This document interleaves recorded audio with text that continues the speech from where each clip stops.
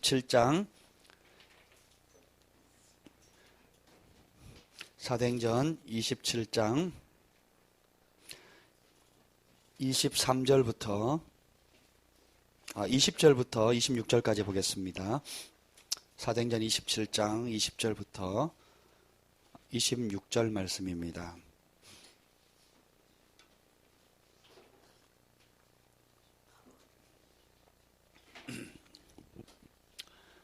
한 절씩 교독하시겠습니다. 여러 날 동안 해도 별도 보이지 아니하고 큰 풍랑이 그대로 있음에 구원의 여망마저 없어졌더라.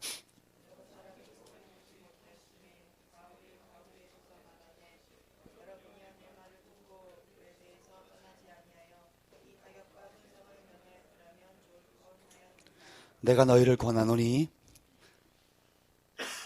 이제는 안심하라. 너희 중 아무도 생명에는 아무런 손상이 없겠고 오직 배뿐이라.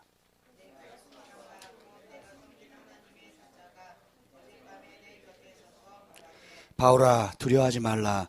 내가 가이사 앞에 서야 하겠고 또 하나님께서 너와 함께 항해하는 자를 다 내게 주셨다 하였으니 그러므로 여러분이여 안심하라. 나는 내게 말씀하신 그대로 되리라고 하나님을 믿노라. 그런즉 우리가 반드시 한 섬에 걸리리라 하더라. 아멘.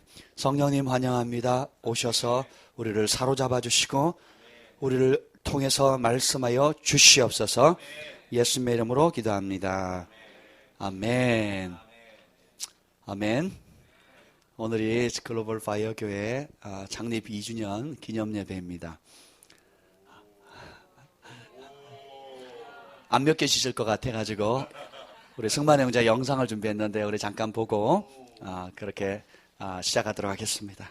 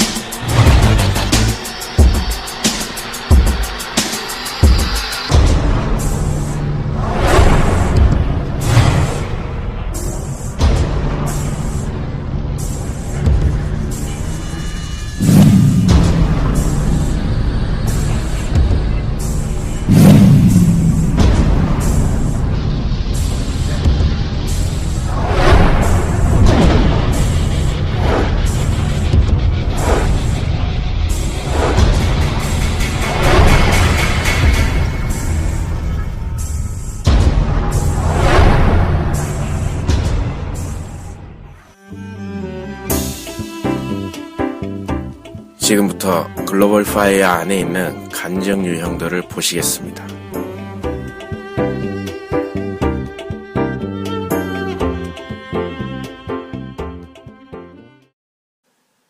첫 번째로 자아도취형. 글로벌 파이어 교회 오기 전에 워낙 잘하고 있어가지고 나의 현 주소가 어디에 있는지 그리고 내가 어디 위치에 있고 나의 열심과 나의 열정과는 다르게 나의 현 주소가 어디인지를 좀 이렇게 좀 직시할 수 있는 그런 시간들이 계속적으로 흘러오게 된 것 같아요. 그래서 이렇게 하나님께서 제 안에 있는 것들을 드러내시고 또 그것을 조명해 주시고 그래서 그것들을 하나하나 내려놓게 하시고 그리고 하나님의 말씀에 맞추어서 이렇게 순종하는 삶을 살아가도록 하나하나 만들어 가시는 것 같아요. 그래서 사실 어떤 점이 좋아졌냐 이렇게 물었을 때 사람을 만져주시고 변화시켜 가시는 그것에 정말 너무 감사합니다. 만약 이전 교회에 있었다라면 제가 저의 착각을 벗어버리지 못하고 저의 의 속에서 어쩌면 그냥 그렇게 좀 살아갔을 수 있었겠다라는 생각이 들어요. 두 번째, 자유형. 어린 아이들이 많아서 좋은 것 같아요. 사랑이, 헌신이, 천율이 굉장히 많은 아이들이 있어서 그 아이들을 자유롭게 맞습니다. 그렇게 아이들이 즐겁게 뛰어놀 수 있는 기회가 요란한 세 번째, 계획형. 우리는 이렇게 해봐. 사랑합니다. 주님의 사랑으로, 아니, 주님의 이름으로 아, 이거 웨딩 사진 때 했던 거 또 써먹으시네 또. 이렇게 하자. 써먹으려면 네가 가까이 와야 돼. 나는 아무 말도 안 할 거예요. 해야지. 괜찮아. 아니, 우리 부부로 하는 게 아니야. 부부로 아니야. 아니야. 빨리. 하나님. 나는 정말 나는 말 이렇게 이런 식으로 말하는 거 난 너무 어색해. 병원에서 하루 종일 정도. 언제 시작할 건데요, 그래서? 그러니까 뭘 하나? 그러니까 뭐 그냥 얘기를 해? 자유롭게?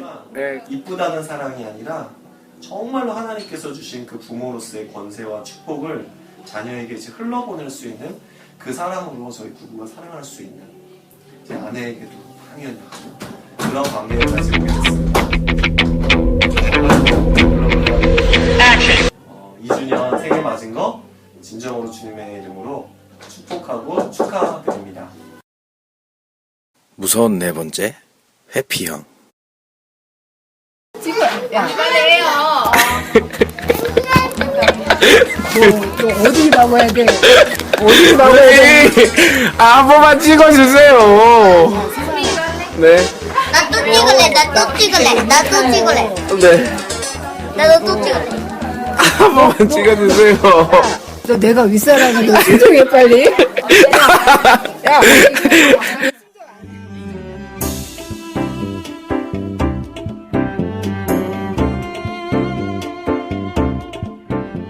2015년도 든든히 서가는 글로벌 파이어 교회가 되기를 소원합니다.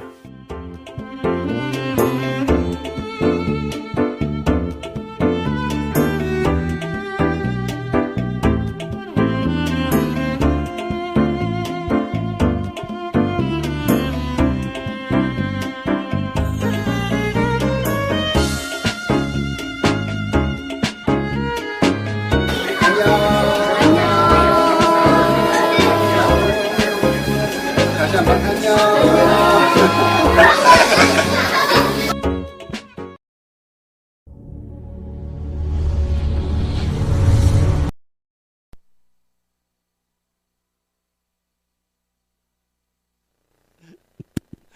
엄청난 큰 교회에서 뭐 장황한 프로젝트를 준비한 것 같죠. 그다음에 수고한 우리 승만 형제에게 다시 한번 감사의 박수를 드리겠습니다.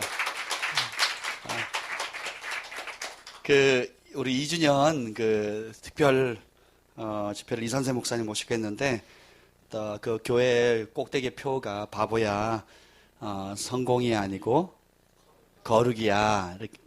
예, 그래서 그 말에 천유리가 예수님께서 바보라고 욕하면 지옥 간다고 그 말에 이선세 목사님 충격을 받았어요.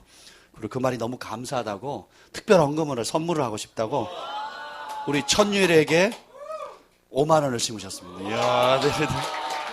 나와.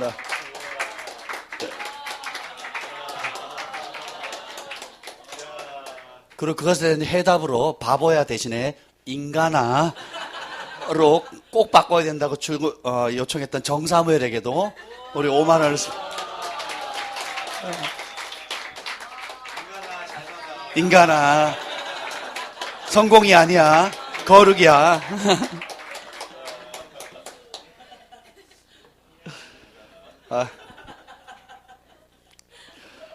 우리 아이들의 눈으로 어린아이 같이 받들지 않으면 결단코 천국에 들어가지 못한다 그랬는데 우리는 너무 쉽게 가볍게 생각하는 말씀들이지만 아이들은 굉장히 소중하게 받는 걸 봅니다. 막 예배 시간에 떠들고 장난치고 망토 쓰고 슈퍼맨하고 날아다니는 것 같아도 들을 건 다 들어요. 아멘. 그래서 우리 아이들도 엄마 지금 화내는 거야? 이렇게 물어요. 예, 그 말은 뭐예요? 그러면 지옥 간다. 라고 이제 협박을 하는 거예요. 화내지 말라고. 자, 오늘 말씀의 제목을 한번 따라서 합니다. 폭풍은 나의 기적의 무대다. 제가 이렇게 썼어요. 폭풍아, 너는 무엇이냐? 너는 나의 기적의 무대다. 하나님의 말씀을 주셨습니다. 오늘 글로벌 파이어 교회가 하나님의 은혜로 설립된 지 이제 2주년 되는 주간입니다. 생각해 보니까 너무 감사해요.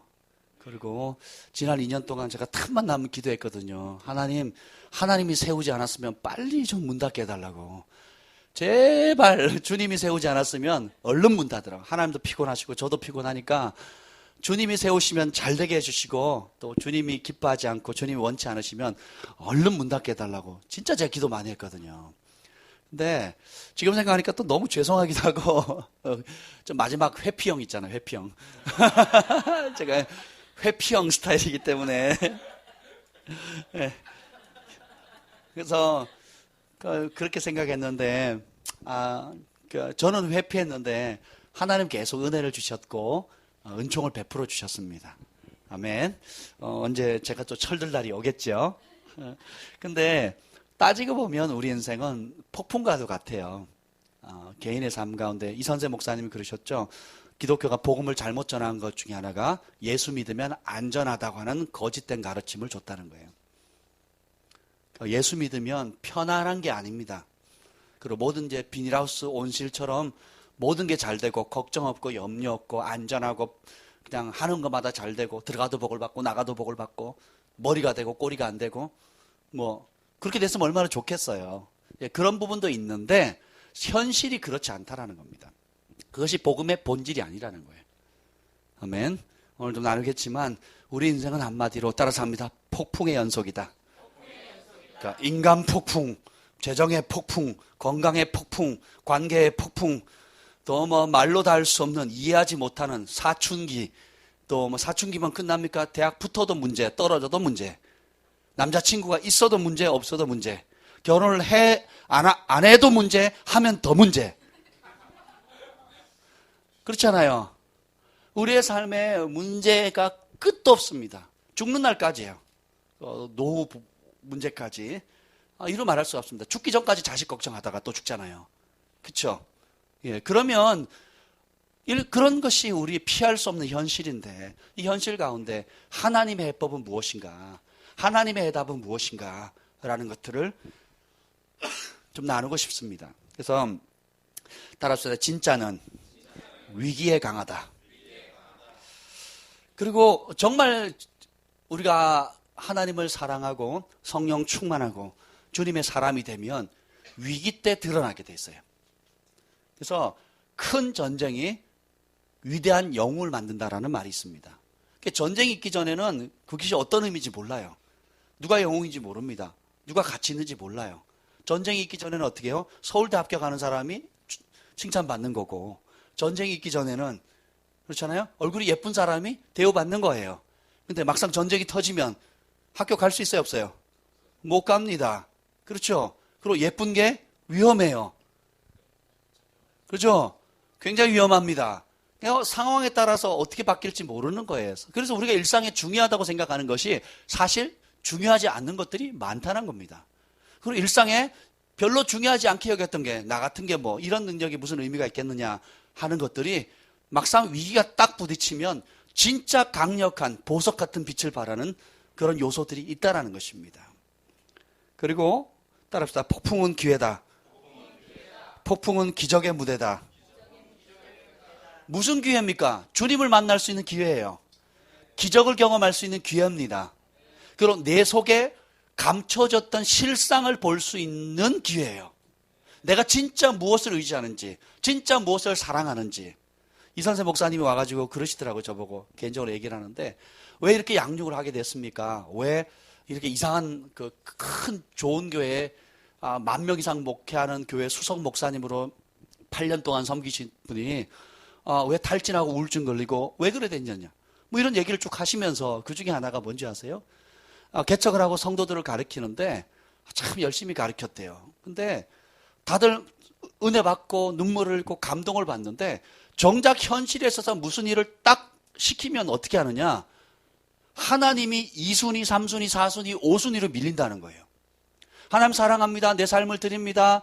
그리고 그렇게 말하는 사람 나쁜 사람이고 착하고 헌신되고 순수한 사람인데 정작 주의 일을 하려고 하고 주님의 말씀에 중요한 것들을 가르치면 사업해야 되고 바쁘고 개인 일이 있어서 바쁘고 자녀 일이 있어서 바쁘고 또 자기 나름대로의 우선순위가 생각하는 것들이 다다다닥 가로막는데 너무너무 무기력하다라는 거죠.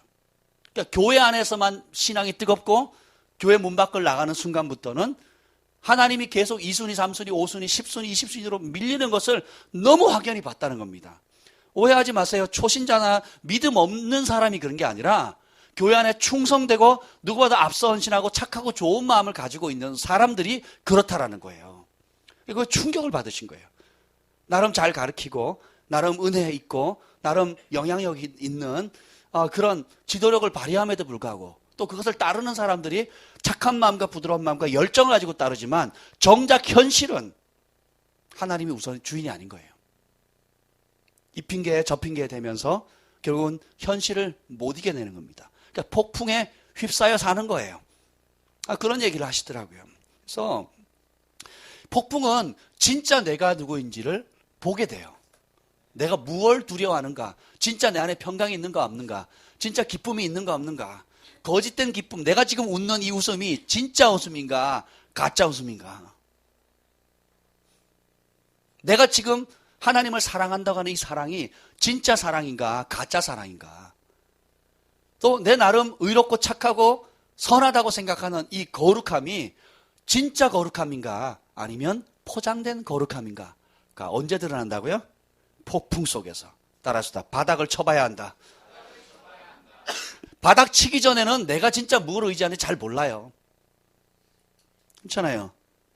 건강에 바닥을 쳐봐야 정말 여호와 라파 하나님을 의지하는가 아니면 유명한 의사 선생님, 좋은 병원, 또 좋은 민간요법을 막 찾고 다니는가 그게 보이는 거예요. 정말 치유의 말씀을 붙들고 그 말씀을 먹으면서 밤이고 낮이고 씨름하는가 그리고 인내하면서 선한 싸움을 싸워나가는가. 저도 어제 제프 목사님 모시고 오다가 그런 얘기를 했어요. 저 2년간 너무 아팠어요. 제프 목사님 이제 아픈 걸 아셨거든요. 그래서 어떠냐고 물었어요. 차 타고 오는데. 그래서 제가 1년 반 동안 너무 고생했습니다.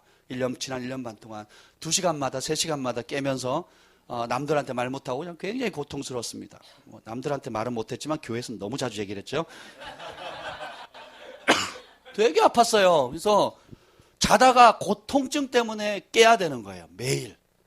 그러니까 잠을 제대로 못 자는 거죠. 그게 고문 중에 제일 큰 고문이 뭐라고요? 잠 안 재우는 고문이래요. 그래도 주님은 은혜로 오셔서 2시간은 재워주셨어요. 그래서 일어나는 그 순간 너무 아파서 화장실에 기어도 못 가겠는 거예요. 아파가지고. 그러니까 일어나는데 깨서 이렇게 몸을 돌려서 세우는데 한 20-30분 걸리는 거예요. 그러고 나면 막 땀이 빠질빠질 나고 온몸이 다 젖어 있죠. 화장실을 가고 싶은데 못 가겠는 거예요.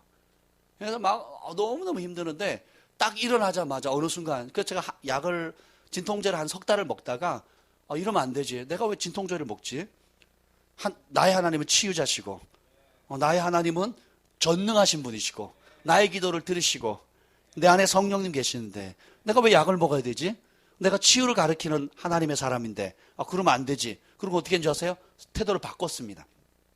그렇게 막 고통 가운데 깨면 일어나면서 무릎을 꿇어요. 그리고 기도합니다. 첫 마디가 뭔지 아세요? 하나님 감사합니다. 그리고 떠오르는 기도 제목을 놓고 계속 기도하는 거예요. 교회를 위해서 여러분 떠오르면 또 여러분 이름 불러가면서 기도하는 겁니다. 그리고 저 자신을 위해서도 기도하고 또 제가 회개할 거 있으면 또 회개하고 그렇게 해서 1년 반을 보낸 겁니다. 아멘. 좋아졌다 나빠졌다 좋아졌다 나빠졌다 했는데 2주 전에 몸살 걸리면서 그러니까 감기 몸살을 걸리면서 이 3일을 꼬박 누워 있었거든요. 3일을 꼬박 누웠는데 허리가 안 아픈 거예요. 저는 바로 못 누웠다 그랬잖아요. 제가 왼쪽으로만 누워서 잤어요. 1년 동안을. 오른쪽도 못 돌렸어요. 아파가지고. 왼쪽으로만 누워서 잤는데 나중에 이석증이 생기더라고요. 몸에 균형이 안 잡히는 거예요. 운전을 못할 정도로. 근데 3일 동안 아파가지고 누웠는데 피곤 좀 무리를 했죠. 동해 번쩍, 광주 번쩍 뭐 이렇게 돌아다니라고 번쩍번쩍 하느라 체력이 딸려가지고 결국은 심하게 몸살을 앓았는데 3일간 침대에 누워있는데요. 거의 하루 종일 누워있었거든요. 밥 먹는 시간 빼고는. 누워있었는데 세상에 허리가 안 아픈 거예요. 똑바로 자고 있는 거예요. 제가 똑바로 자고 있는 제 모습을 보고 있는 겁니다. 1년 6개월 만에. 할렐루야. 네. 아멘. 그래서 돌파했습니다. 네, 아멘. 네, 허리 아프신 분 있으면 제가 기도해 드리겠습니다. 따라서 해봅시다. 폭풍 속의 평강이 진짜 평강이다. 폭풍 속의 감사가 진짜 감사다.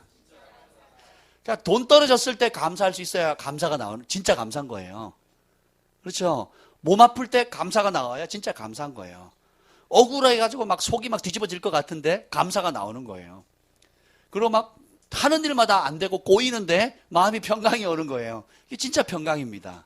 세상이 흔들지 못하는, 세상이 빼앗아갈 수 없는 기쁨, 세상이 빼앗아갈 수 없는 평강, 세상이 빼앗아갈 수 없는 그 무엇, 그것을 경험하는 것, 이것이 바로 신앙생활이에요.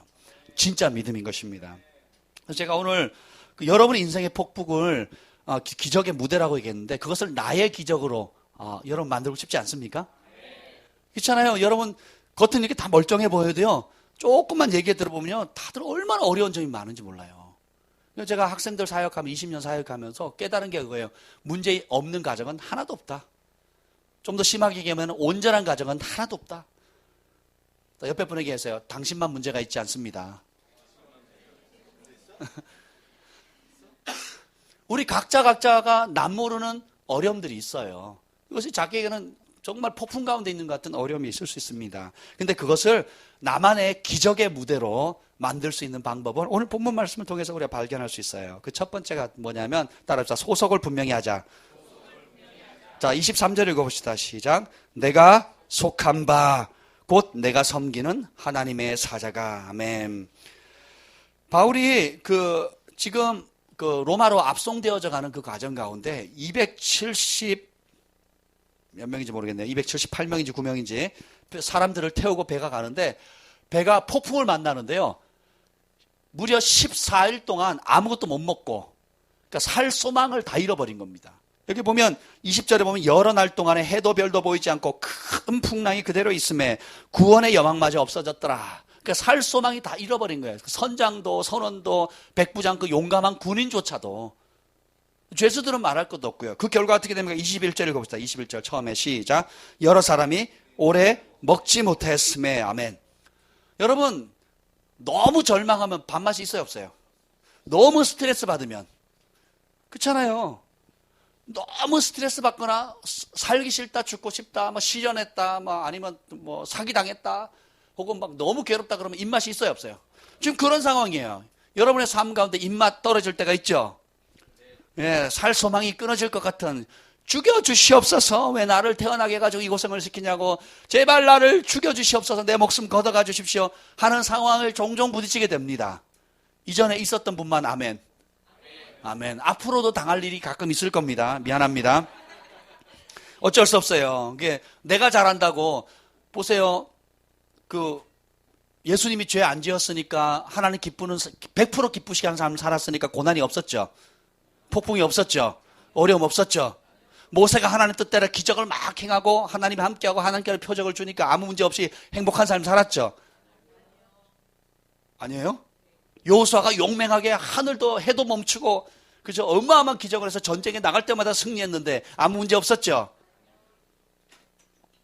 그러면 우리가 평소에 듣던 복음하고는 다른 거잖아요. 예수 믿으면 다 잘 됩니다. 뭐 복 받습니다. 뭐 대학 붙습니다. 시집 장가 잘 갑니다. 장수합니다. 막 그러잖아요. 현실은 그렇지 않다라는 겁니다. 잘못된 복음을 들은 거예요. 진짜 복음은 폭풍을 기적으로 만드는 초자연적인 능력입니다. 아멘. 그래서 내가 속한 바, 나는 누구 소속이라는 걸 여러분이 알아야 돼요. 성경적으로 여러분의 소속이 뭐냐면, 나는 하나님의 아들, 딸이다.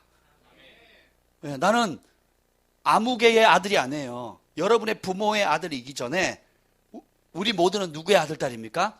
하나님 만군의 여호와의. 제가 영상을 봤는데요. 이제 지구가 딱 나와요. 과학에서 만든 건데, 지구가 나오더니, 그 다음에 태양계 수금주와 목토 천의 명을 쭉 보여주더니 태양의 크기를 보여줘요. 그러니까 지구가 요만하다면 태양이 이만해요.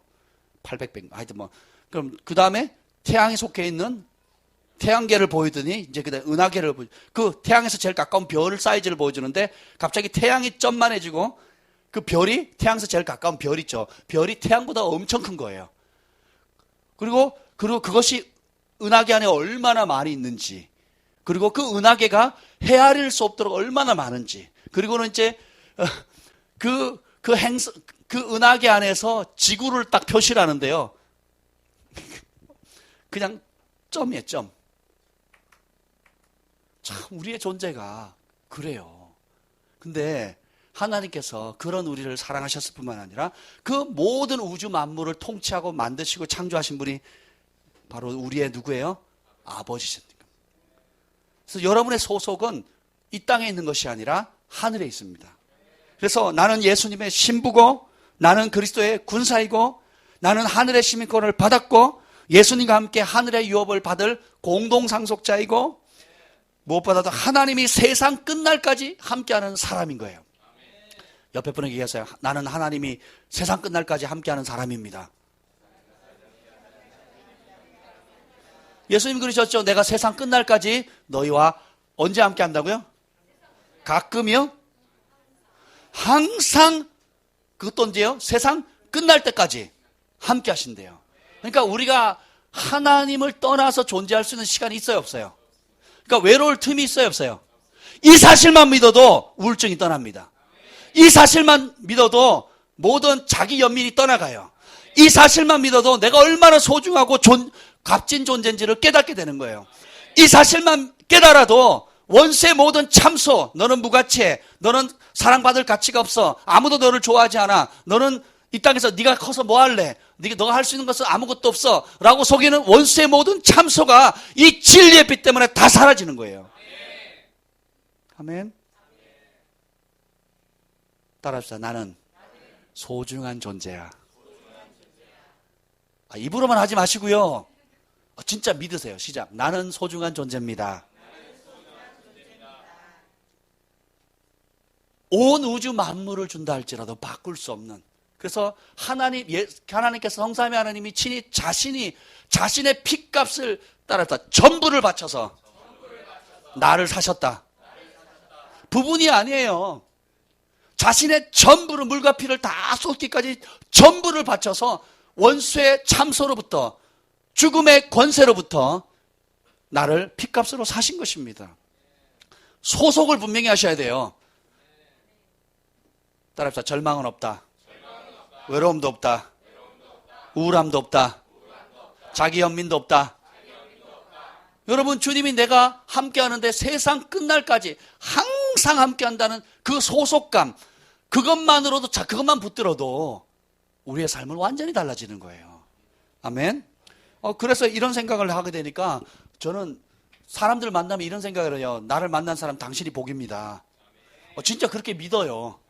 그리고 가끔 친해지면 대놓고 말합니다. 안 친한데 얘기하면 그래, 첫 번째 유형의 자기 잘난 유형의 간증자기 되기 때문에 제가 친해지면 그렇게 나 만난 게 복인 줄 아세요. 제가 그렇게 얘기를 합니다. 그러면 사람들이 동의를 할까요, 안 할까요? 합니다. 여러분, 저 보면 기분 나쁘세요? 네, 대답 안 하는 사람 뭐예요? 여러분, 여러분의 존재 자체가 정말 하나님이 함께하기 때문에 행복 바이러스가 되는 거예요. 박철수는 인간은 아무 소망이 없습니다. 여러분 개인적으로 보면 육덩어리예요. 고기 덩어리에 지나지 않습니다. 근데 이런 육신의 연약한 질그릇에 보배로우신 예수님이 들어오신 거예요. 그리고 하나님의 성전 삼기를 즐거워하신 겁니다. 그리고 신랑과 신부가 사랑 안에서 하나 되듯이 예수님과 내가 하나 되기를 선택하셨고 실제로 그렇게 사십니다. 나의 소속이 무엇인가를 아는 게 굉장히 중요합니다. 여러분, 불난 집에 뛰어들어요, 도망가요? 나는 소방관이다. 그러니까 불 속에 어떻게 해요? 들어가는 겁니다. 여러분, 그 절벽에서 뛰어내리고 싶어요? 아니면 절벽 근처에 가기도 싫은 거예요? 그런데 어떻게 해요? 수색대 요원들 어떻게 하는지 아세요? 절벽에서 밧줄 하나 묶고요, 뒤로도 안 내립니다. 앞으로 하강합니다. 제가 그거 신청했잖아요. 뒤로는 잘 떨어지거든요. 그래서 앞으로 떨어지는 걸 가르쳐 주겠대요. 그 수색대 처음 들어갔는데. 그래서 정말 거의 90도에 가까운 절벽에서 바위로 된 절벽인데 선임하사하고 선배 몇 사람들이, 고참들이 줄을 하나 내려놓더니요, 처음에 뒤로 떨어지니까 점프해가 이렇게 쫙 L자래가 똑똑 떨어지더니 나중에 어떻게 하는 줄 아세요? 그 중에 한두 사람이요, 앞으로 떨어지는 거예요. 딱 이래도 영화에서 보면 헬기에서도 거꾸로 떨어지잖아요. 원래 안전하게 이렇게 L자래가 쫙 떨어지거든요. 그렇게 해도 브레이크 못 잡으면 이 엉치뼈 금가거나 막 그런 사람, 깨지는 사람이 있거든요. 제 친구 중에 그런 사람이 있어요. 브레이크 이걸 못 잡아가지고. 그냥 그대로 떨어져가지고 그냥 엉치 그랬던 사람도 있단 말이에요. 근데 이렇게 떨어져도 좀 덜 무섭거든요. 근데 앞으로 그냥 떨어져요. 헬기든 아니면 절벽이든 앞으로 떨어지는데 그걸 되게 하고 싶었어요. 그래서 제가 자원했잖아요. 제가 그런 걸 좋아해요. 근데 그렇게 안 생겼죠. 그렇게 생겼나요? 되게 좋아해서 하려고 막 뺑뺑이 막 돌려 하려고 하는 순간에 부대로 복귀 명령이 떨어졌어요. 뺑뺑이만 돌고 결국은 못했어요. 여러분 테러리스트를 보면 무서워요? 좋아요? 무섭죠. 근데 특전사 요원이나 특수 요원들 어떻게 해요? 잡으러 가잖아요. 그죠? 태도가 완전히 달라지는 겁니다. 왜요? 정체성 때문에 그래요. 내가 누군가 하는 거 정체성에 깡패 여러분 무서워요? 좋아요? 근데 경찰들은 있잖아요. 검사들이나 경찰들 가서 잡잖아요. 그죠? 그리고 영화에서 보면 조폭 영화 보면 깡패들이 막 경찰들 앞에서 어쩔 줄 모르잖아요. 뭐 요건 기본이고 해가지고 그쵸? 군기를 확 잡잖아요. 그래서 나는 하나님의 사람이다. 그러니까 지옥의 권세가 벌벌 떤다. 하나님이 나와 함께한다. 그렇기 때문에 누구도 나를 건드리지 못한다. 야곱을 참소할 저주가 없다 그랬어요. 하나님이 사랑하는 자를 저주할 권세가 없습니다. 아멘. 그래서 첫 번째 여러분 폭풍을 기적으로 바꾸는 첫 번째 열쇠가 뭐냐면 소속감이에요. 보세요. 다들 벌벌벌 떨고 밥맛도 다 잃고 죽겠다는 이 상황 속에 바울이 번쩍 일어납니다. 진짜는 위기에 강하다 그랬잖아요. 그 상황에 벌떡 일어나가지고 내가 속한 바 곧 내가 섬기는 하나님 그분의 천사가 어젯밤에 내 곁에 서서 말했다는 거예요. 하나님이 보이지 않지만 때로는 하나님의 천사를 보내서 메시지를 전해줍니다. 그럼 어떻게 해요? 담대함을 얻게 되죠. 여러분 구원받은 상속자에게는 반드시 천사들이 있습니다. 여러분을 지켜주는 천사가 있어요. 아멘. 그러지 않았다면 여러분 가운데 이미 이 세상에서 없는 사람도 있을 겁니다. 제가 어느 사역자를 처음 만났는데요. 나중에 저희 영적인 어머니 같은 분이 되셨는데 처음 만났는데 이런 얘기를 하는 거예요. 기도를 하시더니 공차는 거 좋아하네요. 그래서 되게 어떻게 알았냐고. 나 너무 좋아한다고. 공차다가 죽을 뻔한 적이 몇 번 있었는데 하루 그런 거예요. 저 죽을 뻔한 적 없어요. 공을 왜 죽도록 차요? 즐겁게 차는 거지. 그렇잖아요. 근데 뭐라 하냐고 공을 차다가 제가 공중에 날아가지고 떨어지는 장면을 보는 거예요. 그런 적은 많았어요. 공 차다가 막 구르고 한 번 제 아내를 밴쿠버에 있을 때 시합을 하는데 교회끼리 시합을 하는데 리그전을 하거든요. 굉장히 큰 대회예요. 제가 거기다 들어가자마자 그 캐네디언 등줄이 큰 사람한테 부딪혀가지고 들어가자마자 뒤로 3바퀴 반을 굴렀어요. 그걸 보더니 다시는 구경을 안 가는 거예요. 저런 걸 왜 하냐요, 저 위험한 거를. 저는 굴르는 것도 너무 재밌는데 공중에 떴다가 가라앉는 모습을 보는데 그때 몇 번 죽을 뻔했다는 거예요. 그 상황에 막 목이 떨어졌다 죽는 거예요. 진짜 마비가 오든지. 근데 그 순간에 천사가 저를 떠받드는 걸 본 거예요. 가만히 생각하니까 그 말이 맞아요. 맨땅에 돌이 막 울퉁불퉁한 흙바닥에 공중에 떠가지고 거꾸로 떨어지는데 안 다치겠어요? 제가 공 차다가 눈 부딪혀가지고 눈도 3바늘 5바늘 꼬매고요. 꼬맨 다음날 다시 공 찼거든요. 비 맞으면서. 그렇게 축구를 좋아했습니다. 학교 다닐 때. 근데 그때는 내가 운동신경이 있으니까 또 열심히 있으니까 재밌으니까 한 줄로 생각했는데 아니에요. 지금 생각하면 아찔할 때가 한두 번이 아니에요. 하나님이 보호하신 겁니다. 그리고 하나님이 보호하셔놓고는 내가 했다? 좀 알아줘. 이렇게 말씀하지 않으셨을 뿐이에요. 그의 천사를 보내주셔서 여러분을 지키게 하시는 겁니다. 여러분의 삶도 죽을 위기가 많잖아요. 제가 홍수 난 댐 밑에서 지나가다 물에 휩쓸려가지고 물에 빠져 죽을 뻔도 하고요. 그리고 군 생활하면서 수색대에서 있으면서도 여러 번 죽음의 위기가 많았었거든요. 실제로 내 주변의 사람들이 많이 다쳤고 쇄골뼈 부러지고 발목 부러지고 막 머리 깨지고 또 후손 가고 막 이런 일들이 많았거든요. 이게 현실이에요. 근데 그런 위험한 상황 속에서도 하나님이 지켜보호해 주신 것입니다. 아멘. 두 번째 열쇠는 뭐냐면 지금 나와 함께 하시는 하나님을 가장 크게 인식하라는 거예요. 따라합시다. 어젯밤에 내 곁에 서서 말하되. 바울이 그 폭풍 한가운데 살 소망도 있고 심지어 모든 사람들이 이제는 살 수 없으니까 먹어서 무슨 소용이 있냐 하고 금식을 14일간 했어요. 여러분 금식 14일 하신 분? 아무도 없으시네요. 그 정도까지 절망은 없었나 보네요. 그렇잖아요. 그 정도까지 절망을 해보지 않았다는 거잖아요. 근데 이 사람들은 너무 살 소망이 없어서 14일 동안 먹을 여력이 없어진 거예요. 그때 진짜 하나님의 사람은 진짜 그 안에 평강이 있습니다. 그래서 일어나잖아요. 그리고 그 평강의 근원이 뭐예요? 내가 섬기는, 내가 속한 바, 내가 섬기는 하나님께서 내 곁에 서서 계셨다. 천사를 보냈다. 그리고는 말씀을 주셨대요. 안심하라. 걱정하지 마라. 그걸 안 믿으면 어떻게 되겠어요? 여전히 두렵겠죠. 그걸 안 믿으면 여전히 불안하겠죠. 내가 개꿈 꿨네. 아니면 그냥 좋은 꿈 꿨네. 그냥 위로가 되네. 이러고 말았으면 두려워 떨겠죠. 천사가 나타났는데 폭풍이 멎었어요? 천사가 나타났는데 오히려 더 심각해져서 그 배 안에 있는 모든 물건을 다 버립니다. 난파되지 않으려고. 심지어는 나중에 식량까지 다 버리거든요. 모든 걸 다 버리는 그런 상황 가운데서도 어떻게 해요? 안심하라 그래요. 그 이유가 뭡니까? 내 곁에 계신 하나님, 임마누엘의 하나님이 하나님을 폭풍보다 더 크게 인식하는 거예요. 이게 믿음입니다. 현실의 부부관계 속에 어려움이 있고 자녀와 부모관계에 어려움이 있을 수 있어요. 직장에서는 상사와 또 혹은 부하 직원들 가운데 혹은 가족들 안에서의 미묘한 갈등들, 그리고 여러분들이 가장 많이 시간을 보내는 곳에 가장 많이 만나는 사람들 혹은 과거의 사건들 통해서 그 여러분들이 감당치 못할 것 같은 그런 어려움들을 겪고 있는 사람도 있고 또 그 겪음으로 해서 아픔을 가지고 있는 사람도 분명히 있을 것입니다. 그런데 그런 문제보다 그런 폭풍보다 하나님을 더 크게 인식하죠. 그러면 그 순간 그 폭풍이 기적의 무대가 되는 겁니다. 그 순간 그 폭풍이 살아계신 하나님을 경험할 수 있는 장이 되는 거예요. 바울은 폭풍과 죽음의 절망 속에서 함께 하시는 하나님을, 그리고 하나님의 함께 하심을 더 크게 인식했다는 거예요. 따라서 함께 하시는 하나님, 이게 첫 번째고요. 나와 함께 하시는 거 아시죠? 그리고 두 번째는 하나님의 함께 하심을 아는 거예요. 그래서 예수님의 또 다른 이름 내자가 뭐예요? 임마누엘인 거예요. 임마누엘. 여호와께서 우리와 함께 하시도다. 언제요? 여러분이 기도 열심히 할 때? 계셨다가 범죄하면 도망가시나요?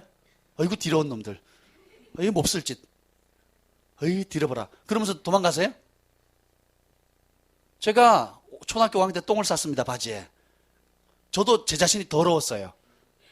저도 저 자신이 용납이 안 되는 거예요. 그래서 쪽팔림을 무릅쓰고 추워서 어디 갈 데도 없고 겨울이라 태백에 겨울이라 갈 데도 없고 결국은 집에 들어갔는데 어이구 뒤러본 놈, 내가 너를 그렇게 안 나오는데 다 큰 놈이 똥을 싸네. 집에서 쫓겨났을까요? 아니에요. 어머니가 그 연탄불 위에 물을 데펴놓은 그 물을 가지고 일일이 손으로 다 씻어주시는 거예요. 그리고 새 옷 입혀주시는 겁니다. 하나님이 죄를 싫어하세요. 근데 죄인인 여러분이 여전히 사랑하십니다. 그리고 어떻게 해요? 씻겨주길 원하세요. 왜요? 우리의 아버지 어머니시니까. 우리를 사랑하는 우리의 가족이시고 아버지시기 때문에 어떻게 해요? 남들은 냄새난다 하고 에이 저리가 지저분해 라고 얘기를 하는데 하나님 어떻게 해요? 지저분하니까 이리 와. 어떻게 해요? 깨끗이 씻어주는 겁니다. 그리고 다시금 일어날 수 있는 힘과 용기를 풀어주시는 거예요. 로마서 8장 11절에 보면 예수 그리스도를 죽은 자 가운데 살리신 하나님의 영이 is living in you. 여러분 안에 살아 계십니다. 아멘. 살아 계셨던 분이 아니고 앞으로 살아 계실지도 모르는 분이 아니라 지금 살아 역사하고 계시다는 거예요. 하나님은 동일하게 함께 하시는데 문제가 뭐예요? 내가 문제예요. 왜요? 인정을 해드리냐 드리지 않느냐의 차이예요. 예를 들면 제가 어떤 지도자들 모임에 갔는데요. 인사하고 같이 라운드 테이블에 앉았어요. 아무도 말을 안 걸어주는 거예요. 제가 그 자리에 오래 있을까요? 없을까요? 서로 깔깔대고 이런저런 얘기를 막 재밌게 해요. 그래서 제가 얘기를 하려고 그러면 안 끼워주는 거예요. 굉장히 불쾌했습니다. 그래서 쫓아내지 않았는데 제가 어떻게 했어요? 한 10분 있다가 말을 안 끼워주는 거예요. 훌륭한 지도자들이 모였는데, 다음 세대 지도자들이 모였는데 안 끼워주는 거예요. 그래서 제가 민망해가지고 되게 민망하더라고요. 그래서 제 발로 일어나서 나와버렸어요. 그분들이 저를 쫓아냈나요? 아니에요. 왜요? 저의 존재 자체를 강제로 나가라고 하진 않았지만 저의 존재 자체를 무시한 겁니다. 되게 거절감을 제가 느꼈어요. 각기 좋은 분들임에도 불구하고 굉장한 거절감을 느꼈습니다. 그래서 제가 제 발로 나와버렸어요. 똑같습니다. 여러분, 하나님께서 이곳 가운데 우리 예배할 때 임하십니다. 찬양할 때 임하세요. 그리고 말씀을 전할 때 임합니다. 여러분이 구할 때 임합니다. 근데 똑같이 설교하는데 어떤 사람 막 눈물을 흘리고 은혜를 받는데 어떤 사람 졸고 있어요. 언제 끝나나 놀래가지고 막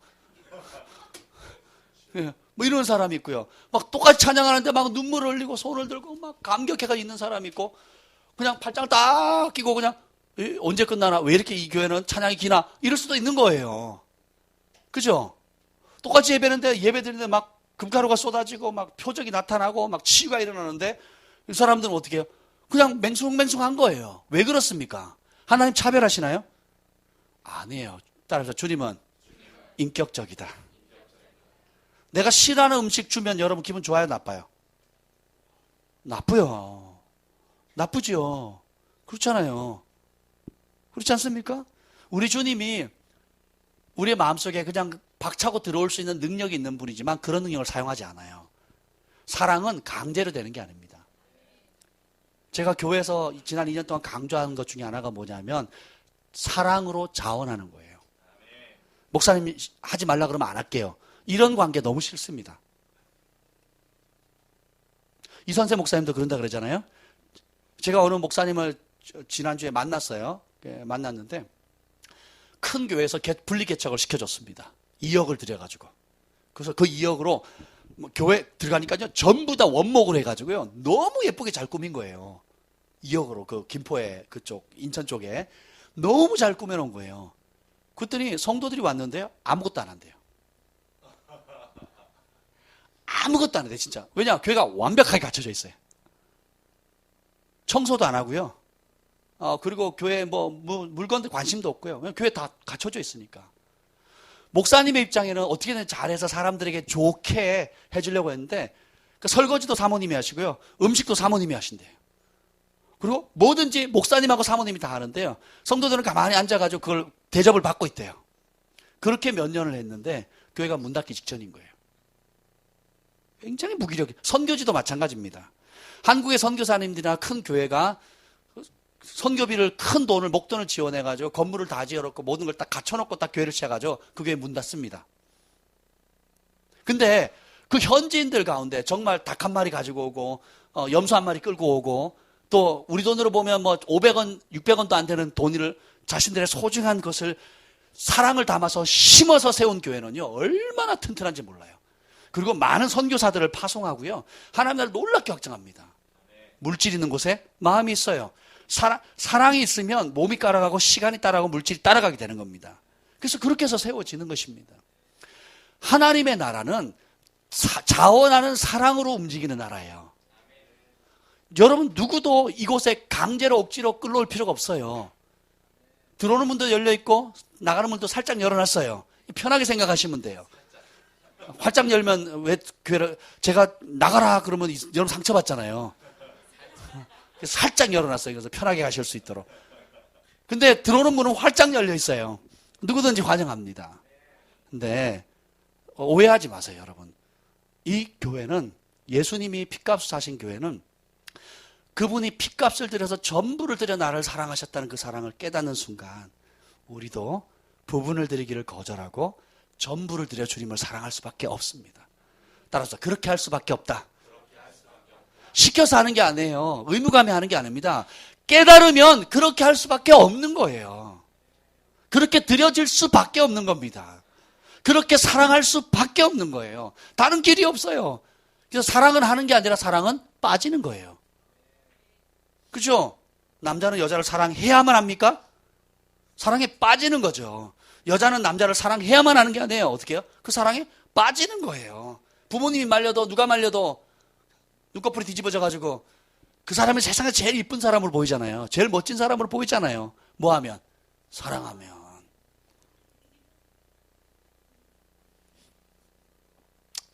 세 번째 비결은 뭐냐면 내게 말씀하신 하나님께서 그대로 행하실 하나님을 신뢰하는 겁니다. 25절 한번 읽어봅시다. 25절 시작. 그러므로 여러분이여 안심하라. 나는 내게 말씀하신 그대로 되리라고 하나님을 믿노라.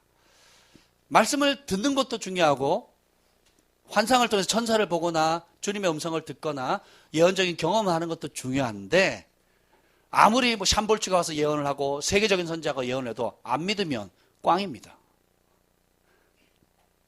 그렇잖아요. 아무리 좋은 가르침을 줘도 안 믿으면 소용이 없어요. 그렇죠? 치유의 말씀을 받았는데 그 치유에 대한 십자가 안에 치유가 있고 부활 안에 하나님의 치유의 권능이 있다는 걸 배웠는데 어떻게 해요? 그 치유를 믿지 않으면 그냥 그랬대 그러고 넘어가는 거예요. 그거 아세요 여러분? 똑같은 병인데요. 어떤 사람은 수술해서 낫고요. 어떤 사람은 수술 안 하고 낫습니다. 똑같은 병인데. 왜 그런지 아세요? 하나님은 각자의 믿음을 존중히 여기십니다. 극단은 위험합니다. 치유를 믿으니까 약을 끊으십시오. 병원 다니지 마십시오. 그렇게 하면 그건 믿음이 아닙니다. 이렇게 가르치면 안 돼요.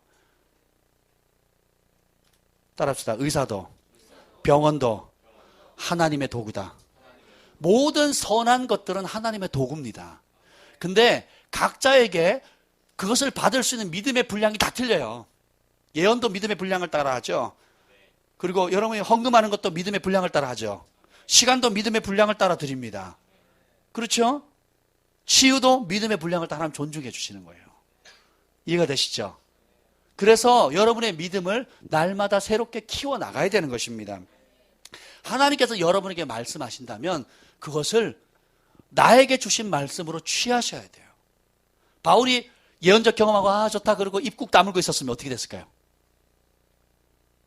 예수님의 영광을 나타낼 수 있는 이 폭풍 가운데 평강과 죽겠다는 상황에 절망의 상황에서 삽니다. 우리는 머리카락 하나도 상하지 않고 다 살 겁니다. 라고 하는 계시를 받았는데 예언적 경험을 했는데도 불구하고 안전하면 안 믿으면 어떻게 돼요? 도구가 못 되는 겁니다. 그래서 여러분은 간증하도록 창조되었어요. 이선생 목사님 그러셨잖아요. 나무가 반짝반짝반짝반짝 하는데 이게 진짜 하나님을 찬양하는 걸로 보인다고. 어떤 피조물보다 이 바람결에 흔들리는 지금 그 벚꽃 핀 거 보세요.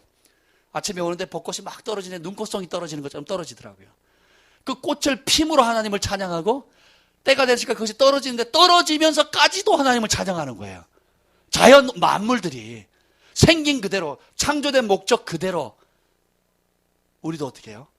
하나님께서 우리에게 말씀하셨을 때 그 말씀을 믿으면 말하게 돼 있습니다. 그래서 네 번째 중요한 것은 뭐냐면 받은 말씀을 입술로 담대하게 선포하라는 거예요. 그 오순절날 성령이 임하니까 성령의 말하게 하심을 따라 다른 말을 하기 시작하잖아요. 전에는 불평하는 말, 실패의 말, 절망의 말, 자기 연민의 말, 아무도 나를 사랑하지 않는다라고 스스로 속이는 사단의 말과 사단의 속임과 일치되는 말을 했는데 성령이 임하니까 어떻게 해요? 하나님이 어떤 큰 일을 하시는지를 말하게 돼요. 이 우울한 상황 가운데 하나님이 함께 하시면 하나님이 이 우울한 상황 가운데 어떤 큰 일을 할 것인가? 이 우울의 폭풍 가운데 하나님께서 어떤 큰 일을 할 것인가? 이 가난의 저주 가운데, 이 가난의 폭풍 가운데 주님이 함께 하신다면 어떤 큰 기적이 일어날 것인가? 저 페이스북을 봤는데요. 길거리 노숙자 생활을 했던 사람들 가운데 세계를 움직이는 갑부가 된 사람들의 이야기를 봤습니다. 한때는 노숙자였어요. 노숙자. 길거리 노숙자들이었는데 그들이 여차저차 해가지고 결국은 한 나라를 혹은 전 세계에 영향을 끼치는 거부가 된 이야기들이 나옵니다. 우리의 삶 가운데 하나님의 기도하면 하나님의 음성이 들려지죠. 또 여러분 개인적으로 말씀을 묵상할 때 하나님의 음성이 레마로 들려지죠. 또 양육이나 혹은 설교 시간에 이 말씀을 통해서 여러분 부딪히죠. 그럼 어떻게 해요? 첫째는 믿어야 되고 두 번째는 어떻게 해요? 입으로 선포해야 됩니다. 바울이 만약에 그런 정말 천사를, 여러분 천사 만나봤죠? 안 만나보셨어요? 천사 같은 아내는 만났대요. 어떻게 회개하시려고? 이선세 목사님 버전입니다.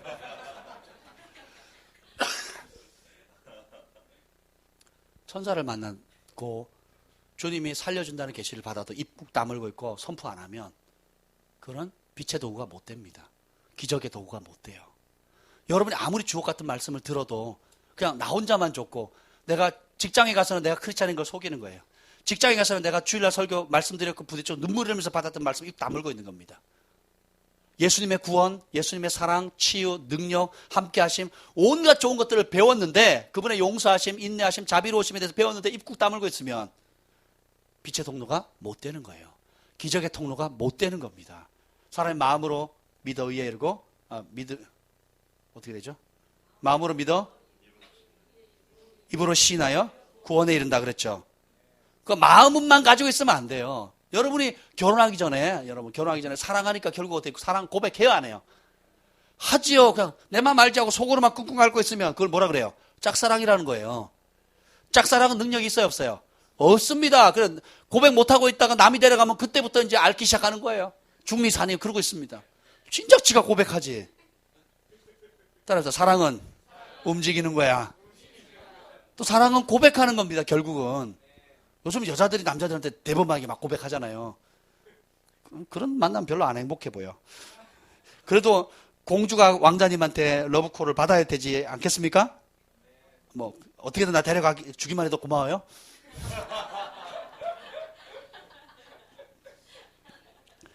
여러분 그걸 구하세요. 성령님 오늘 나에게 말씀해 주십시오. 그리고 성령님 내가 오늘 성령의 말씀을 전하는 통로가 되게 해 주십시오. 혈기를 퍼뜨리는, 혈기의 독함을 퍼뜨리는 그런 나쁜 저주의 통로가 아니라 성령의 말하게 하심을 따라 내가 평소에 쓰던 언어와는 다른 언어를 말하게 해 주십시오. 사랑의 말, 용서의 말, 축복의 말, 위로하고 세워주고 격려하는 말들. 아멘. 제가 다시 한번 말씀드리는데 이 교회 안에서는 어떤 부정적인 얘기를 제가 허락하지 않습니다. 만약에 그것이 보고가 되면 교회를 한 달 동안 못 나오게 할 겁니다. 네, 제가 분명히 말씀드렸어요. 이 은혜의 자리, 또 기쁨의 자리, 또 예배의 자리, 또 사랑하는 사람들 축복의 자리가 이것 가운데서 여러분들이 행복할 수 없다면, 이곳 가운데서도 감사할 수 없다면 심각한 겁니다. 그래서 제가 치리하려고 해요. 앞으로는 그런 분이 있다면 치리할 겁니다. 주의하셔야 돼요. 무조건 감사하시면 됩니다. 기뻐하시면 돼요. 성령의 말하게 하심을 따라 어떻게 해요? 다른 언어로 말씀하셔야 돼요. 저는 그래서 특별히 사역자들 혹은 주의 길을 가겠다고 하는 사람들 가운데 부정적인 보고를 하거나 부정적인 시각과 관점을 가지고 있는 분들에 대해서는 굉장히 제가 그건 엄합니다. 그걸 용납하지 않습니다. 앞으로도 저희 여러분들 가운데 교회 일꾼들이 세워질 거고, 지금도 지명만 안 했을 뿐이지 실제로는 여러분들이 많은 사역을 하고 있는 거거든요. 교회뿐만 아니라 가정에서도. 근데 공식적으로 또 세워지게 될 거예요. 근데 제 원칙은 그렇습니다. 부정적인 보고를 하는 사람은 리더의 권위를 줄 수가 없습니다. 성경적이에요. 10명의 정탐꾼과 2명의 정탐꾼의 차이가 뭡니까? 똑같이 보고했어요. 똑같이 현실을 직시했습니다. 근데 차이가 그죠. 하나님이 함께 하시면 저들은 우리의 밥인데, 다른 사람은 하나님이 안 보이는 거예요. 그러니까 어떻게 해요? 우린 저들 앞에 메뚜기 같은 존재다 라고 우리가 싸우러 나가면 죽습니다. 애굽으로 돌아가자 이러고 있거든요. 그렇죠? 그 입술이라는 게 성령의 말하게 하시면, 성령을 받으니까 어떻게 돼요? 거룩한 말하죠. 성령 받았는데 나쁜 말하고 불평하는 말하고 원망하는 말하고 저주하는 말하면 성령 받은 거예요? 악령 받은 거예요? 악령 받은 거예요. 자기가 악령의 도구, 귀신의 도구, 저주의 도구, 곧 남을 아프게 하는 그 악취를 바라는 도구가 되는데, 자기는 믿는 사람이라고 생각하면 큰 착각입니다. 미혹이에요, 미혹. 집안에서도 마찬가지예요. 부부 사이에도 마찬가지입니다. 그렇지 않습니까? 그게 무슨 성령 받은 사람이에요? 교인이죠, 교인. 교회 다니는 인간. 인간아. 성도가 되어야지. 성도라는 뜻이 뭐예요? 세인트의 뜻이 뭡니까? 거룩한 백성이라는 뜻이잖아요. 예수 믿으면 핏값으로 우리가 깨끗해지고 거룩해져. 그럼 입술이 어떻게 돼야 돼요? 거룩해지는 게 성령의 말하게 하심을 따라 다른 말을 하기 시작해야 됩니다. 전에는 이 상황에서 원망하고 불평했는데, 전에는 이 사람이 남 탓했고, 자기 스타일이 안 맞는다고 막 짜증내고, 자기 스타일이 안 맞는다고 화내고, 자기 스타일이, 자기 비에 안 맞는다고 해서 감정에 따라서 하지 마시라는 거예요. 자기 중심의 말이 아니라 이제는 어떻게 해요? 성령께서, 따라해서 성령의 말하게 하심을 따라 말을 하는 습관을 가져야 돼요. 그러면 쉬운 방법이 있어요. 내 생각, 내 기분 나쁜 것은 어떻게 해요? 입을 다물면 됩니다. 아멘. 그래서 바울이 천국복음 3가지를 얘기하는데 왕 앞에서 복음의 핵심 3가지를 얘기합니다. 따라서 의, 절제, 장차올 하나님의 심판. 사형리에 나오죠? 나와요, 안 나와요? 전도 폭발이 나와요, 안 나와요? 안 나와요. 가짜 복음이에요, 가짜 복음. 반쪽짜리 복음이에요. 저도 사형리 열심히 전도했습니다. 글 없는 그런 책 열심히 전도. 그런 내용 나와요, 안 나와요? 사도행전에서 사도 바울이 전한 복음은 의, 절제, 그리고 장차올 하나님의 심판이에요. 의인과 악인의 부활이라고 얘기를 합니다. 예수 그리스도로 말미암은 구원, 그리고 회개에 합당한 열매를 맺도록. 이게 사도행전의 내용이에요. 그 내용은 우리가 전도할 때 안 씁니다. 천국행 티켓만 공짜로 줄 테니까 받으라고. 감정이 아니라고. 받으면 축하한다고. 속임이에요, 속임. 절제가 없으면 구원이 안 됩니다. 이 복음을 전했던 그 벨릭스 왕이요, 충격받아가지고 벌벌벌 떱니다. 이 바울의 전한 복음 때문에. 여러분, 사형리로 전도하면 사람들이 막 벌벌벌 떨지요? 전도 폭발하면 사람들이 막 벌벌벌 뜹니까? 그 메시지 듣고? 안 떨지요? 개혁주의 어마어마한 부흥을 가졌던 조나단 에드워즈가 설교했던 그 부흥을 촉발시켰던 그 설교 제목이 뭔지 아세요? 진노하신 하나님의 손에 든 죄인입니다. 그 메시지를 전하니까 사람들이요, 성전 기둥하고 의자를 붙들어 잡고 지옥에 지금 끌어당기는 것처럼 느끼는 거예요. 진짜 복음을 전하니까 막 벌벌벌벌벌 떠는 겁니다. 다 가짜 복음에 친숙해져가지고 자기 비위 안 맞춰주면 이 교회 아니면 갈 데 없나? 그러고 가는 겁니다. 그런 분은 그렇게 다니셔야 돼요. 메뚜기 떴다 어디로 내 비위 맞춰주는 대로. 그럼 복음이 아니에요. 그렇게 편하게 사시다가 지옥 가면 끝나는 거예요. 근데 절제가 안 되면 구원이 안 돼요. 입술의 절제, 말의 절제. 이게 생명과 삶과 죽음이 이 입에 달려있다는 겁니다. 이해가 되시죠? 눈도 절제가 안 되면. 자, 우리나라 대한민국 헌법은 눈으로 범죄하면 감옥에 가요, 안 가요? 안 가죠. 근데 하나님 나라는 눈이 범죄하면 뽑아버려라. 두 눈 멀쩡하게 가지고 지옥 가는 것보다 한 눈 가지고 천국 가는 게 낫다는 거예요. 마음으로 범죄하면 대한민국 헌법에는 감옥에 갑니까, 안 갑니까? 안 갑니다. 1000번, 만번 막 사람을 수십 번 잔혹하게 찔러 죽여도 마음으로 범죄하면 가요, 안 가요? 근데 예수님 뭐라 그래요? 모든 죄의 근원이 어디서 출발한다고요? 마음으로 미워하면 이미 살인한 죄래요.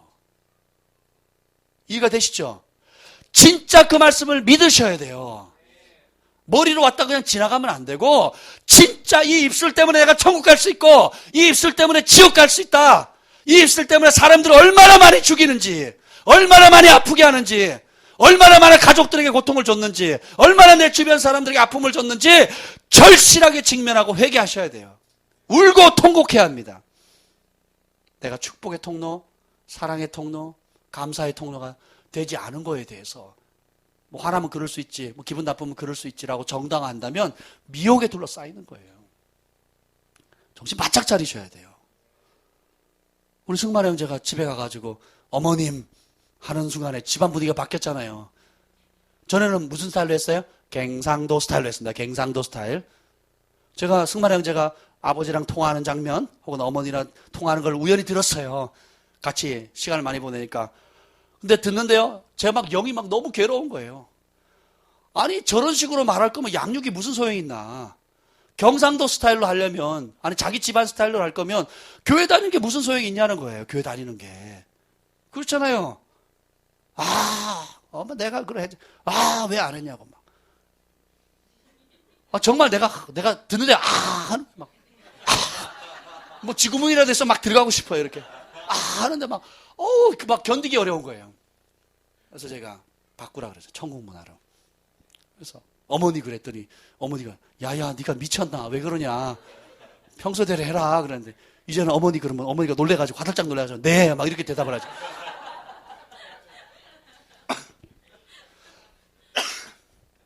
나쁜 말 들으면 기분 나쁘니까 무슨 말이에요? 들은 사람이 나쁜 말 하죠. 근데 칭찬하는 말 들으면 기분 좋으니까 어떻게 해요? 칭찬하는 말을 해요. 심은 비판받지 않으려면 비판하지 말라 그랬죠. 칭찬 듣고 싶으면 무슨 말 하면 돼요? 칭찬의 말 하면 돼요. 고맙다는 말 듣고 싶으면 먼저 고맙다고 얘기하면 돼요. 아멘? 부부 사이에, 부모와 자식 간에, 또 성도들 사이에 서로 고맙습니다. 그 TV에도 나왔잖아요. 페이스북에도 감사 릴레이, 뭐 칭찬 릴레이 뭐 하잖아요. 제가 선교단체에서 훈련 받을 때 그것도 해서 세워주기라는 훈련을 해요. 밤새 돌아가면서 그 한 사람 놓고는요 세워주는 거예요. 잠자지 말고 일어나 이게 아니고 그 사람에게 겪었던 모든 크고 작은 것들, 나는 너 눈이 너무 이쁘다고, 그리고 지난번 이런 어려움에서 지나가면서 한마디 해준 게 내게 너무 힘이 됐다고, 그래서 끝없이 그 한 사람 놓고 30분이고 1시간을 칭찬하는 겁니다. 이 사람이 펑펑펑 울어요. 웁니다. 사람은 내가 잘못하는 것을 지적한다고 변화되지 않아요. 지적하면 더 반감이 일으킵니다. 지적한다고 변화되는 게 아니라 어떻게 해요? 칭찬을 먹어야 변화가 되어져요. 아프리카 어느 부족이 그러잖아요. 범죄하면 말 한복판에 그 사람 세워놓고 지나가는 사람마다 어떻게 해요? 돌을 던지는 게 아니에요. 지나가는 사람마다 그 사람에 대한 칭찬거리를 얘기를 하는데 일주일 동안 하는 겁니다. 일주일 동안 말 한복판에 서가지고 동네 사람들이 그 사람에게 너는 지난번에 내가 어려웠을 때 이거 도와준 거 내가 너무 고맙다. 그러면서 이 사람이 진짜 얼마나 소중한 존재인지에 되는지에 대해 칭찬의 말을 마을 사람 전체에 쏟아붓는 겁니다. 그럼 그 사람 다시는 범죄할 수 있을까요? 없어요? 못해요. 근데 그 마을이 그 아프리카 전체에서 가장 범죄율이 없는 마을로 선정이 된 겁니다. 칭찬이 그렇게 힘이 있는 거예요. 특히 부모가 자식을 대할 때. 부족하죠. 안 부족하겠어요? 앞선 선배도 인생에도 선배고, 그렇죠? 뻔히 실패 다 경험해서 다 알지만 지적한다고, 여러분 자녀 양육할 때 주의하세요. 지적한다고 달라지는 게 아니에요. 9가지를 못해도 1가지 잘하는 거 칭찬하세요. 그리고 나머지는 뭐예요? 따라합시다. 기대하라. 다 잘하면 기대할 게 있어요? 없어요? 없어요. 지금은 10가지 내가 보이는 것 중에 1가지 잘하는 거예요. 나 9가지를 못해요. 그러니까 너는 못되니까 너는 버러지 같은 인생이야. 너는 어디 가도 쓸모없어. 라고 얘기하는 것이 아니라 어떻게 해요? 그 9가지를 잘할 수 있는 발전 가능성이 있는 겁니다. 그리고 그 9가지 내 힘으로 못하는 것, 부모의 힘으로, 자신의 힘으로 못하는 것을 함께 하신 하나님을 찾으면 어떻게 돼요? 하나님이 그 9가지 문제의 폭풍을 변화시킬 수 있는 기적을 기대하게 됩니다. 그게 믿음이에요. 그것이 믿음의 언어입니다. 아멘. 저희 교회는 그 부정적인 언어가 없는 존입니다. 그리고 여러분의 가정, 또 직장, 또 여러분의 개인의 삶도 그렇게 만드셔야 돼요. 천국에 욕이 있을까요? 없을까요? 짜증이 있을까요? 없을까요? 여러분이 여러분의 삶 가운데 어딜 가든지 천국을 흘려보내는 통로잖아요. 하나님의 영광을 흘려보내는 통로잖아요. 그래서 사람들 여러분 만나면 기분 좋아요? 나빠요? 왜 자신이 없어요? 좋아하셔야만 됩니다. 왜 늘 칭찬하고 늘 감사하고 늘 기뻐하는데 사람들이 좋아요? 싫어요? 좋아할 수밖에 없어요. 그래서 저희 집에 사람들이 많이 옵니다. 왜? 일단 고기를 많이 사다 놓거든요. 여러분 매력이 있어요. 외모, 학력, 나이 상관없이요. 사람은 하나님의 형상으로 지원받았기 때문에 그 자체로 매력이 있습니다. 근데 주님을 더 인식하고 주님의 말씀을 더 사모하고 그 말씀을 더 붙드는 사람일수록 그 매력에 발산하는 그 규모가 점점점 커져가는 거예요. 그래서 자기가 가까운 친구들만 영향을 끼치는 관계에서 교회 안에서 영향을 끼치게 되고 직장에서 영향을 끼치게 되고 그 도시가 알아주고 나라가 알아주고 열방이 알아주는 그런 삶으로 점점점 변해질 겁니다. 아멘. 그래서 예수 믿었는데 가정이 행복하지 않다? 그것도 기적이에요. 그건 예수 믿는 게 아닙니다. 예수님을 믿는데 엄마 아빠가 예수님을 믿는데 가정이 행복하지 않다? 이것도 기적이에요. 아니 어떻게 안 행복할 수 있어요? 예수님이 주인인데. 그래요 안 그래요? 그렇잖아요. 제가요 우리 정민규 목사님 가정에 일주일에 한 번씩 가서 이제 양육을 합니다. 양육을 하는데 처음 갔을 때 집안 분위기 어땠는지 아세요? 막 정신이 없어요. 사무엘이, 요엘이 징징대지, 다니엘이 와서 붙지, 5분 간격으로 와가지고 엄마, 그러고 엄마는 매를 들고 저리 안 가? 때린다? 맴매한다? 그러고 못 때려. 맴매한다? 맴매한다? 그러고 못 때리는 거예요. 제가 양육 다 끝나고 그랬어요. 그런 소리 하지 마시라고. 그리고 맴매한다 그랬으면 매를 하시라고. 안 때릴 줄 알거든요, 애들이. 그렇게 하지 말라고. 그래서 부모의 권위 뭐부터서 이제 조목조목 이제 그 갈 때마다 이제 했어요. 한 4번, 5번 가는 순간 어떻게 되는 줄 아세요? 제가 양육하러 가면요. 조용합니다. 첫째, 제가 무섭거든요. 그리고 아이들이 영적 질서가 딱 잡히기 시작하는 거예요. 아이들이 몇 번 오면 제가 다니엘아, 지금 뭐 하는 시간이지? 양육 시간이요. 그러면 2시간 정도 할 건데 너 형아랑 놀 수 있지? 네. 그러고 가요. 그리고 진짜 2시간 동안 형이랑 놀아요. 그리고 요엘이요, 혼자 잡니다.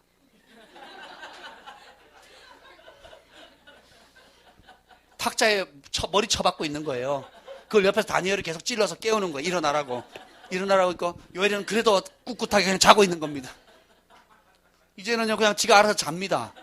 한 번은 제가 지난주 마지막으로 갔을 때는 애들이 없는 줄 알았어요.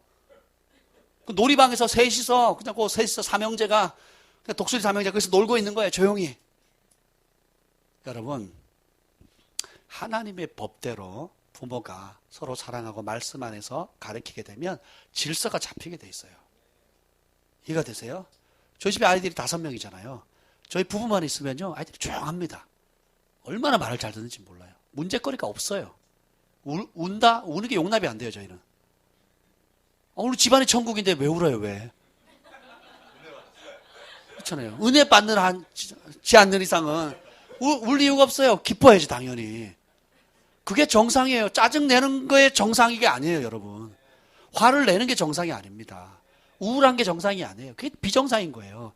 부부가 예수님을 믿고 예수님을 사랑하고 예수님을 주인으로 바꿨는데 집안이 분위기가 우울하다, 뭐 칙칙하다, 뭐 슬프다, 들어가기 싫다 이러면요, 그건 기적입니다, 기적. 사단에게 속은 겁니다. 진짜 복음은 가정을 행복하게 만듭니다. 아멘. 첫째, 나를 행복하게 만들고, 두 번째, 나를 만나는 사람이 행복해질 수밖에 없는 거예요. 아멘. 그리고 그 영향력이 계속 영광에서 영광으로, 더 큰 영광으로 확장되어져 가는 거예요. 아멘. 오늘 보면 25절에 보면 바울이 이렇게 하면, 그러므로 여러분이야 안심하라. 나는 내게 말씀하신 그대로 되려 하나님을 믿노라. 그런즉 우리가 반드시, 따라합시다. 반드시 한 섬에 걸리리라. 바울이 어떻게 이렇게 확신할 수 있을까요? 반드시 우리가 산다는 거예요. 죽지 않고 산다. 안심해라. 그냥 단순히 괜찮을 거야, 잘 될 거야, 잘 됐으면 좋겠어, 이게 아니에요. 하나님과의 관계 속에서 하나님 보호하시고 지키시고 우리의 생명을 구원하신 것에 대한 강력한 확신이 있는 겁니다. 이것이 필요해요. 성령의 음성을 듣는 것이 최고의 전문적인 지혜입니다. 자, 한번 성경에 볼게요. 사람들이 오해하는데 보세요.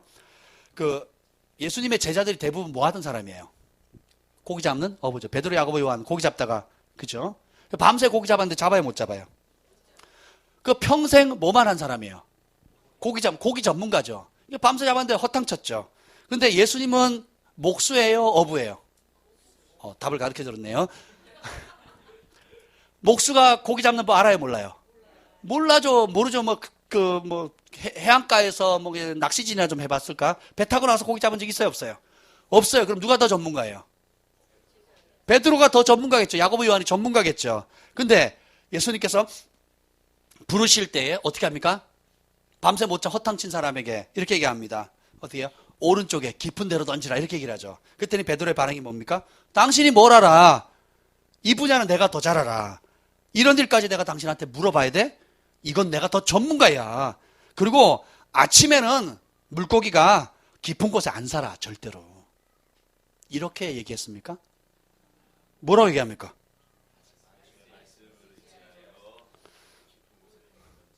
찬송가죠.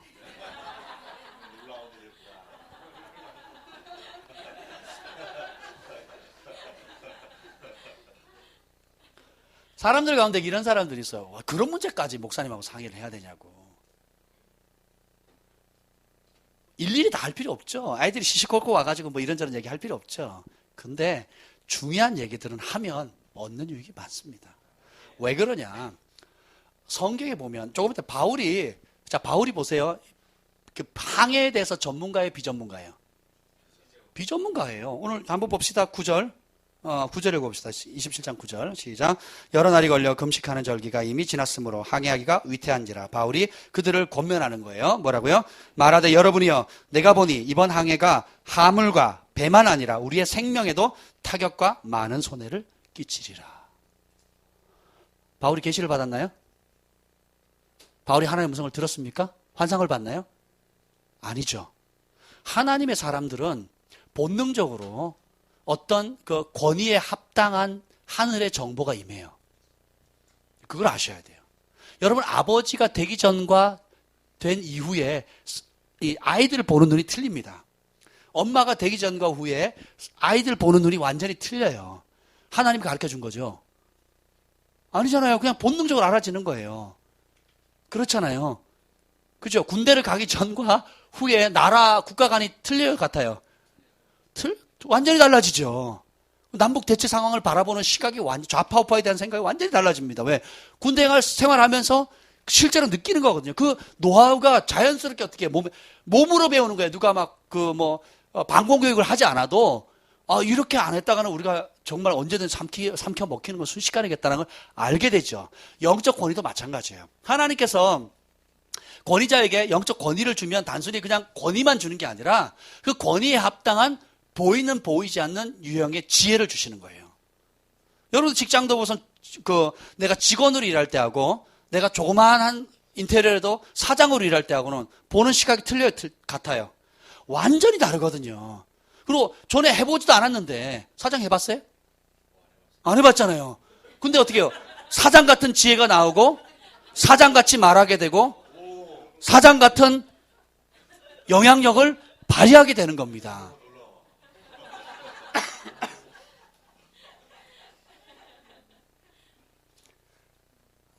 주의 말씀 의지해서 깊은데 순종하잖아요. 그래서 순종이 열쇠입니다. 그랬더니 그물이 어떻게 돼요? 찢어집니다. 저는 그걸 이렇게 해요. 베드로의 자신의 한계가 찢어지는 겁니다. 자신의 생각이 찢어지는 거예요. 자기가 생각하는 그 박스가 찢어지는 거예요. 내가 이전에 알던 하나님, 내가 생각하는 신앙, 내가 생각하는 믿음, 내가 옳다고 생각하는 의로움, 이것이 어떻게 해요? 찢어지기 시작하는 거예요. 찢어져야 됩니다. 어제처럼 똑같이 생각하면서 오늘 새일을 기대하는 것을 정신병자라고 얘기합니다. 아니, 의학용어에 그렇게 나와요. 정신병자의 정의가 사전에 이렇게 나와 있어요. 똑같은 일을 반복하면서 새일이 일어날 거라고 기대하는 사람. 이게 정신병자에 대한 사전적 정의예요. 근데 그렇게 보면 우리도 정신질환을 앓을 때가 많았죠. 어제처럼 신앙생활하고 어제처럼 성경을 보고 어제처럼 그런 관점으로 그런 사고로 어제에 묶여 있으면서 오늘 혹은 내일 뭔가 새로운 일이 벌어질 거다 생각하는 것은 정신질환입니다. 그래서 새 일을 원하면 새롭게 생각하셔야 돼요. 새로운 것을 경험하려면 새롭게 도전하셔야 됩니다. 그래서 믿음은 날마다 자라는 거예요. 아멘. 날마다 자라게 되는 겁니다. 이선생 목사님이 하신 말씀 특별히 제게 와닿던 한 가지가 있어요. 그게 뭐냐면 말씀을 귀히 여기는 자만이 하늘의 축복을 받습니다. 어린아이는 부모님이 하는 말씀을 귀하게 여기잖아요. 그렇잖아요. 우리가 씨 뿌린 자의 비유도 그렇지만 하나님의 말씀을 귀히 여기는 사람이 그 혜택을 누리는 거예요. 여러분들에게 주어지는 개인적인 예언도 귀히 여기고 또 여러분이 말씀을 들을 때도 그 말씀을 귀히 여기고 성경을 읽다가도 양육을 받다가도 레마로 성령의 말씀을 주시면 그것을 귀히 여기는 거예요. 귀히 여기는 그 사람이 그 귀히 여기는 그 부분의 혜택을 받는 겁니다. 그래서 선지자를 선지자로 대하면 선지자의 상을 받는다는 게 그 말인 거예요. 그 권위에 합당하게 대우하면 합당한 상을 받는 거예요. 그런데 예수님이 와도 귀히 여기지 않으면 예수님이 하나님이 육신을 입고 직접 와서 얘기를 해도 그 복을 못 받는다는 거예요. 죽은 나사로를 다시 살려보내도 안 믿을 놈은 안 믿는다는 거예요. 근데 그래도 살려보내라니까 하나님, 아브라함이 하는 말이 뭡니까? 앞서 보낸 율법과 선지자들 말 안 들으면 안 듣는다는 거예요. 우리는 죽은 사람이 살아나서 뭔가를 하면 믿을 것 같죠? 천만에요. 어떻게 해요? 하나님이 이미 세우신 부족한 종이지만 부족한 앞서 세운 영적 권위자들, 하나님의 사람들의 말을 안 들으면 안 들을 거라는 거예요. 성경 원리가 다 그렇습니다. 보이는 부모 공경하지 않으면서 보이지 않는 하나님 경외한다는 게 맞아요. 가능해요? 불가능해요? 불가능합니다. 보이는 권위자에게 순종하지 않으면서 보이지 않는 권위자의 그늘이신 하나님을 섬긴다? 거짓말이라는 거예요. 안 됩니다. 하나님께서 자주장사 루디아의 마음을 여셨다 그랬죠. 그래가지고 하나님을 따르게 했더라. 이렇게 성경은 얘기하지 않습니다. 하나님이 자주장사 루디아의 마음을 여니까 누구 말을 따라요? 바울의 말을 따르니라. 이렇게 나오는 거예요. 여러분이 진짜 은혜를 받았다. 진짜 그 마음에 순종하는 마음을 받았다. 그러면 보이지 않는 하나님을 따르는 게 아닙니다. 보이는 여러분의 교회라는 그리스도의 몸된 공동체를 통한 영적 질서를 통해서 그 권위자의 음성을 듣게 한다는 겁니다. 아멘? 이 원리를 아셔야 돼요. 그래서 신앙생활을 혼자 할 수 있다 없다? 없어요. 교회를 만드신 분이 누굽니까? 하나님 만든. 누구의 지혜입니까? 하나님의 지혜예요. 혼자 난다 긴다는 사람이 너무 많아요.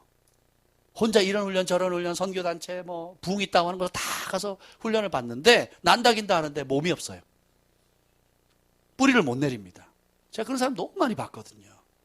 그리고 권위자에 대해서 저항하고 들이받고 욕하고 그 상처를 못 이기는 거예요. 과거의 상처를. 못 이겨서 결국 어떻게 해요? 떠돌이 생활하는 거예요. 떠돌이 생활. 불쌍하죠. 그 제가 얘기를 해주려고 그러면 뭐라 그러는 줄 아세요? 제가 기도해 봤는데요. 따라해봅시다. 기도해 봤는데. 무서워요. 기도했다는 사람들.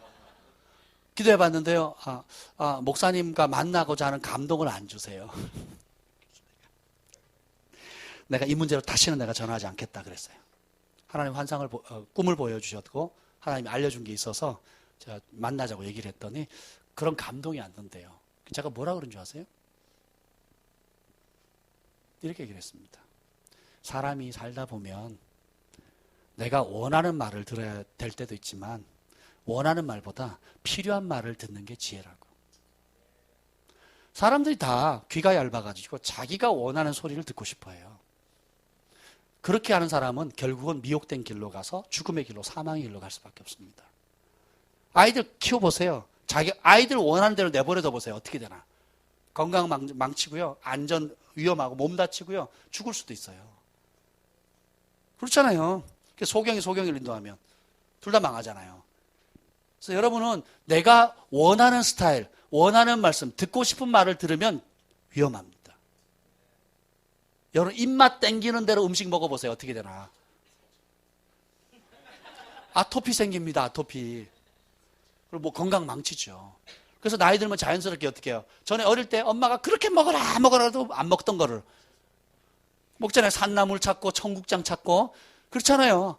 그리고 풀밭 세상이잖아요. 우리가 소도 아닌데 열심히 풀만 찾잖아요. 그렇게 되는 거죠. 왜? 몸이 아니까. 예, 정신 차릴 때가 됐죠. 여러분 듣고 싶은 소리 들으면요 위험합니다. 내게 필요한 소리를 들어야 돼요. 내가 원하는 소리를 듣는 게 아니라 내게 꼭 필요한 말씀을 들으셔야 돼요. 그래야 여러분이 영원히 삽니다. 말세의 징조 중에 하나가 뭐예요? 열심히 배우나 진리에 이르지 못해요. 왜요? 자기 욕심을 채워줄 소리를 찾거든요. 그런 말 해줄 사람, 그런 말 해주는 예언자, 그런 말 해주는 교회. 그렇게 빌하이벨스 목사님 교회인가요? 맞나요? 미국에서 제일 큰 교회가? 하여튼 그 교회가 그 목사님이 페이스북에 공개적으로 자기가 회개하는 얘기를 담았습니다. 구도자 중심에 교회 문턱을 낮춰가지고 많은 사람들이 올 수 있도록 했는데 그렇게 해서 미국에서 제일 큰 교회를 했는데 회개한대요. 왜냐? 성도들이 성경을 안 읽는데요. 스스로 기도를 못한대요. 다 그냥 차려놔서 젓가락까지 딱 나눠줘야 그 차려준 거 보고 와서 딱 앉았다가 그거 먹고 쏙 간대요. 이거는 신앙이 아닙니다. 그 기독교도 아니에요. 성경에 어떤 그런 인물들이 하나님께 인정받았습니까? 속으시면 안 됩니다. 자, 바울의 말을 들으니까 반대로 이제 바울의 말을 들으니까 어떤 현상이 생기냐면 이렇게 됩니다.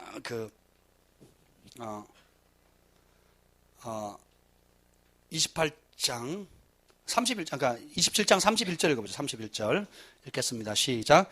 바울이 백부장과 군인들에게 이르되 이 사람들이 배에 있지 않으면 너희가 구원을 얻지 못하리라.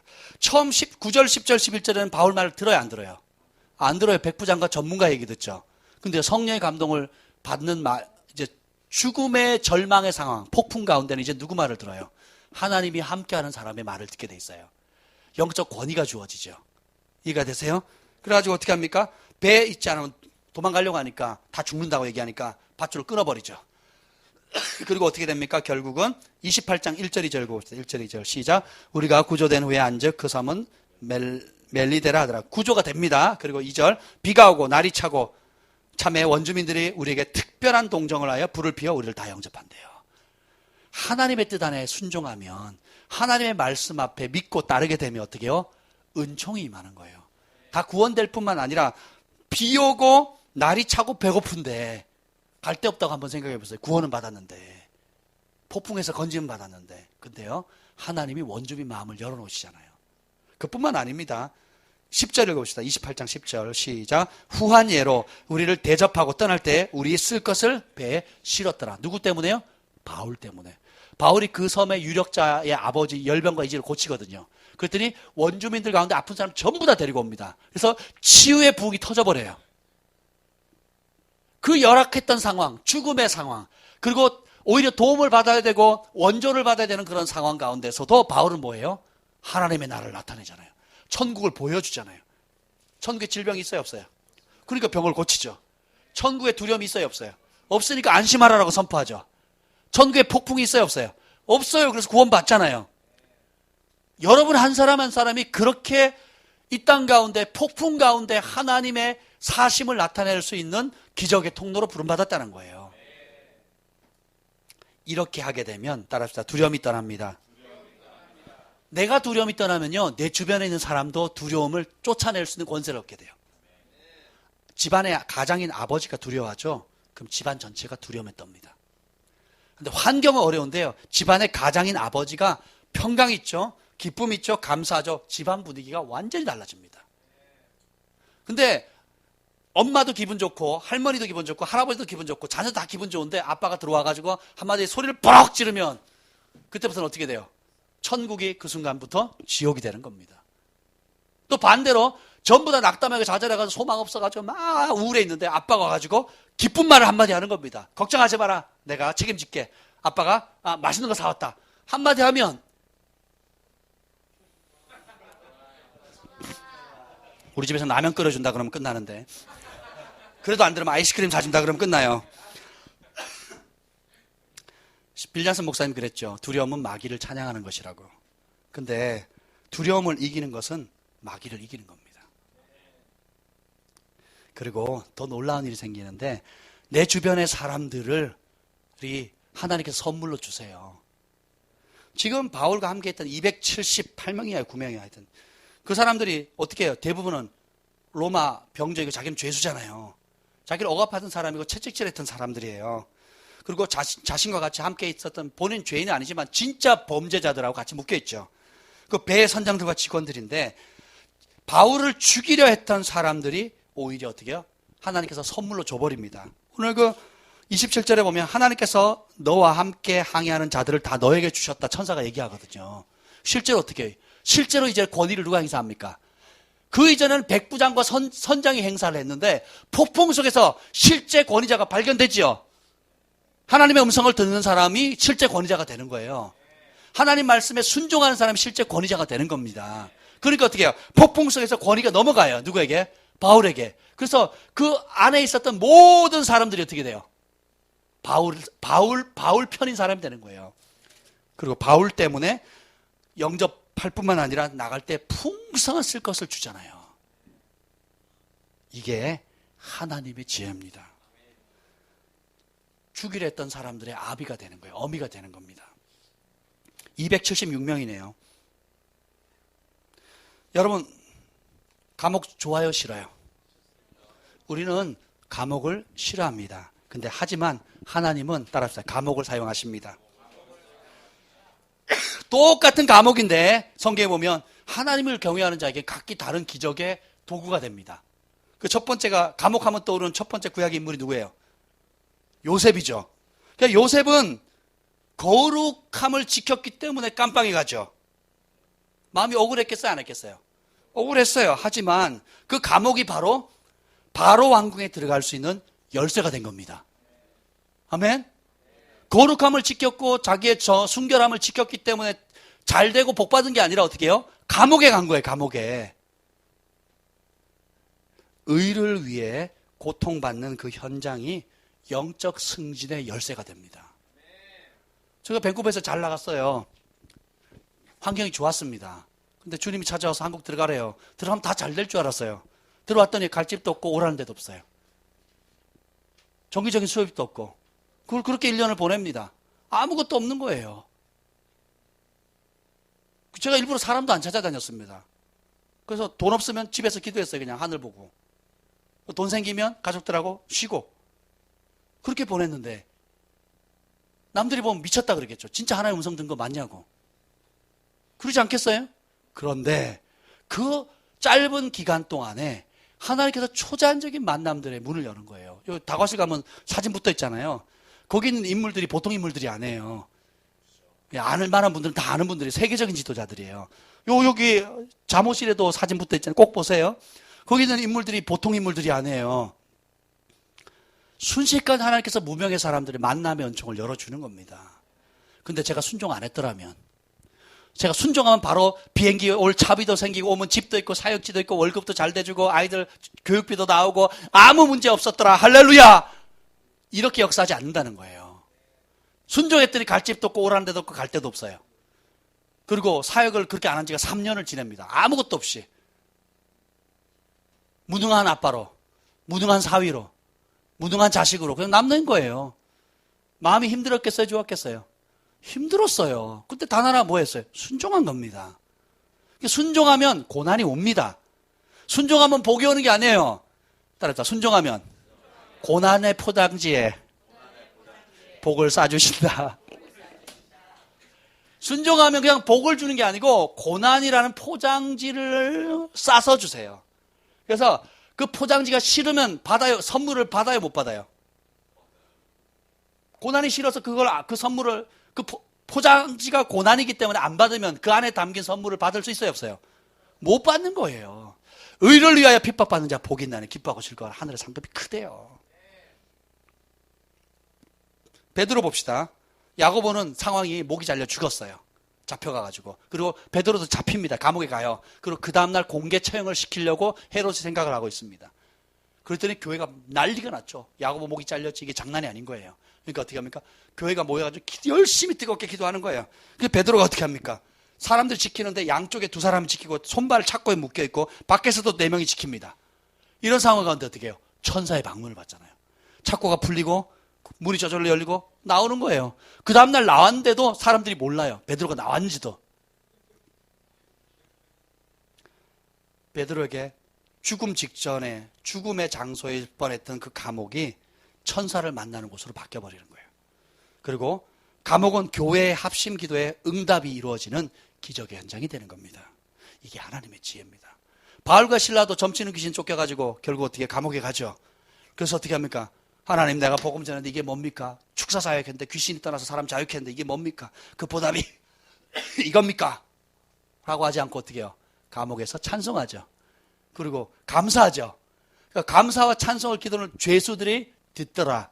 간수와 죄수들이 듣더라 이러거든요. 폭풍 한가운데서 뭐 했다고요? 찬양했다는 거예요. 폭풍 한가운데 감사했다는 겁니다. 그랬더니 어떻게 됩니까? 옥터가 흔들리고 모든 문이 열리고 충격받아가지고 그 로마법에 의하면 죄인을 놓치면 그 간수는 죽습니다. 이리 죽으니 저리 죽으니 어떻게 해요? 스스로 자결하려고 하죠. 그때는 우리가 안 떠났다 잠깐 있으라 해서 어떻게 돼요? 그 감옥의 현장이 모든 죄수들 바울과 실라뿐만 아니라 그와 함께 있었던 진짜 죄인들도 하나님이 살아계신다는 걸 보는 기적을 체험하게 되는 거예요. 그리고 간수도 예수님을 영접하게 되죠. 여러분들이 순종함으로써 받는 폭풍은 기적의 무대가 되는 거예요. 죄 때문에 징계받는 자리를 할지라도 은총을 베푸시는데 하물며 여러분들이 하나님의 말씀 앞에 순종함으로 고난받으면 이 선생 목사님 그 교회 그 한 분이 얘기했잖아요. 두산 그룹하고 회장 1조 대 계약을 하는데 술잔을 돌릴 때 뒤집어 엎어버리고 그리고 계약을 맺기 직전에 그냥 일어나서 나가버리고 울면서 교회로 왔잖아요. 그랬더니 하나님께서 그걸 완전히 뒤집어 놓으셨다는 간증 들으셨죠. 또 다른 사람은 어떻게 해요? 그런 손님 접대하기 싫다고 거부했다가 잘렸어요. 안 됐어요. 따라서 안 되는 것이 복이다. 여러분, 그래서 어떤 사람은 성공해서 쓰이는 사람도 있고 어떤 사람은 더 요셉처럼 자기의 정결함을 지켰기 때문에 깜빵에 들어가는 사람도 있다라는 거예요. 따라합시다. 그게 끝이 아니다. 하나님은 공의로운 분이세요. 여러분이 진짜 주님을 사랑함으로 그 말씀에 순종하면 그로 인해 받는 고난은 끝이 아니에요. 기적의 무대입니다. 순종의 결과로 오는 폭풍은 기적의 무대가 될 수 있습니다. 우리는 폭풍을 싫어해요. 근데 하나님은 폭풍을 즐겁게 사용하십니다.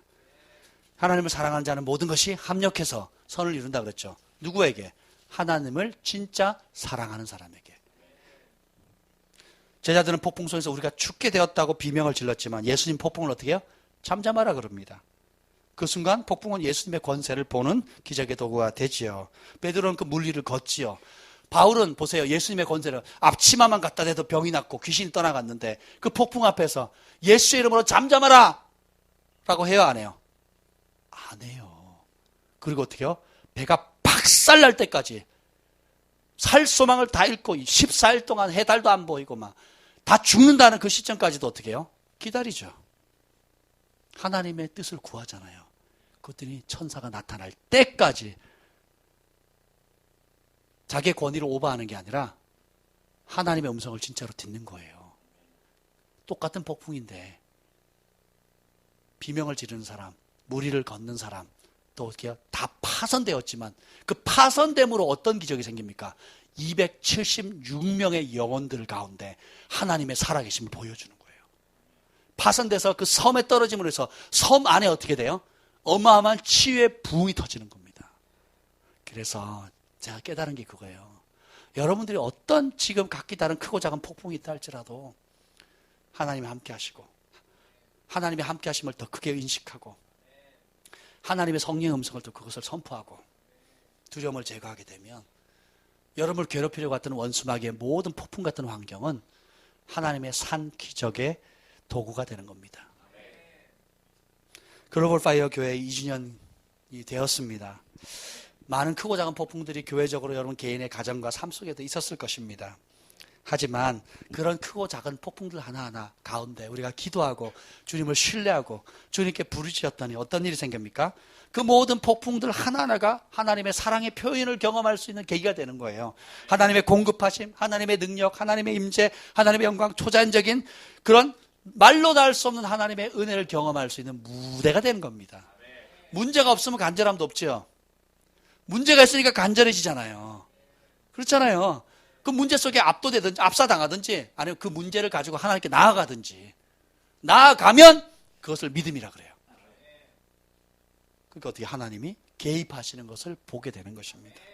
폭풍아 너는 무엇이냐? 폭풍아 너는 나를 죽이려고 왔지만 하나님은 너를 하나님의 기적의 무대로 사용했다. 폭풍아 너는 나의 기적의 도구다. 여러분 그렇게 선포하셔야 돼요. 가정의 문제, 개인의 문제, 관계의 문제, 재정의 문제, 사역의 문제, 앞으로 되어질 모든 문제들 가운데 폭풍은 여러분들이 하나님의 함께 하심을 더 신뢰하고 하나님의 방법에 순종하기만 하면 물이 쏟아져서 물을 줬어요.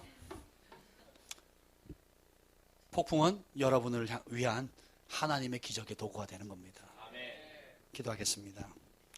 주님 감사합니다. 우리에게 폭풍을 허락해 주심을 감사합니다. 폭풍아 너는 무엇이냐? 너는 나를 죽이러 왔지만 하나님은 너를 하나님의 기적의 무대로 사용했음을 선포하노라. 여러분들이 여러분의 삶에 지금 현재 직면하고 있는 그 문제를 하나님께 가지고 가세요. 그리고 그 문제보다 더 크신 하나님을 바라보시길 바랍니다. 그럴 때에 하나님께서 하나님의 음성을 구할 때 그 들려주는 음성을 붙드시고 선포하시고 순종해 보세요. 잠깐은 고난이지만 그 고난이 결국은 영적 승진을 위한 열쇠가 될 것입니다. 이전에 한 번도 가지 못했던 하나님이 예비하신 그 약속의 장소로 옮겨질 수 있는 강력한 축복의 도구가 될 것입니다. 주님 감사합니다. 이제는 우리 구주 예수 그리스도의 은혜와 하나님 아버지의 극진하신 사랑과 성령의 감화 감동 충만하시며 오늘도 폭풍을 향해서 너는 나를 위해 예비된 하나님의 도구다라고 볼 수 있는 믿음의 눈과 믿음의 선포를 하는 하나님 백성들 위해 글로벌 파이어 식구들 위해 북녘 동포들과 열방의 구원받아야 할 영혼들을 위해 영원토록 함께 있을 지어다. 아멘.